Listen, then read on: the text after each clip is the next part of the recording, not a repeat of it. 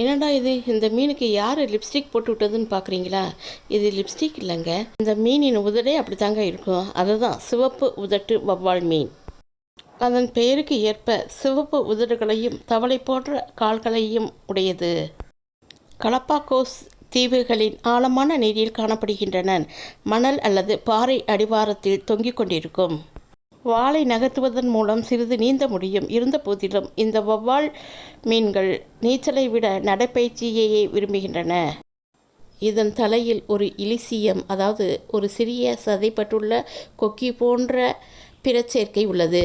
அவை சிறிய மீன், இறால், புழுக்கள் மற்றும் நண்டுகள் போன்ற இரையை ஈர்க்க பயன்படுகின்றன.